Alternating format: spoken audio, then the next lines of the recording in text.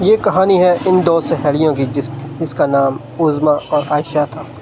ان دونوں کو ہیروئن بننے کا بڑا شوق تھا۔ وہ ہیروئن بننے کے چکر میں ممبئی چلی گئی اور وہاں جا کے انہوں نے فارم بھرا اور ممبئی پہنچ گئی۔ لیکن جیسے ہی وہ تھیٹر میں گئیں تو تھیٹر والوں نے ان کے فارم جمع کر لیے اور ایک شرط رکھی کہ ان دونوں میں سے ایک ہی سلیکٹ ہو سکتی ہے ہیرو بننے کے لیے۔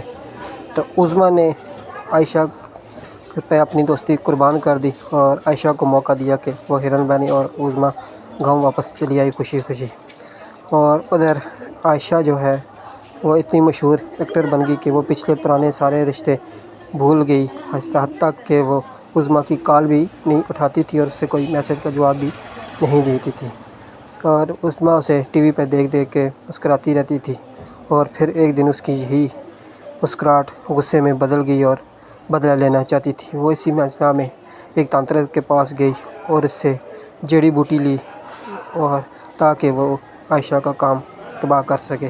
اور سیدھا وہ ممبئی پہنچ کے عائشہ کے گھر چلی گئی۔ عائشہ اس سے مل کے بڑی خوش ہوئی اور اس نے موقع پا کے وہ جڑی بوٹی اس پانی میں ملا دی اور عظمیٰ بھی عائشہ وہ پانی پی گئی، جاتے جاتے وہ پانی پی۔ لیکن اگلی صبح جب وہ اٹھی تو اس کی شکل بدل گئی تھی، بال نہیں تھے، چہرہ بدل گیا تھا۔ تو تھیٹر والوں نے بھی اسے نکال دیا اور بس شہرت، پیسہ سب کچھ چلا گیا۔ لیکن عظمیٰ یہ دیکھنے کے لیے دوبارہ ممبئی گئی کہ اس کا بدلہ پورا ہوا ہے کہ نہیں۔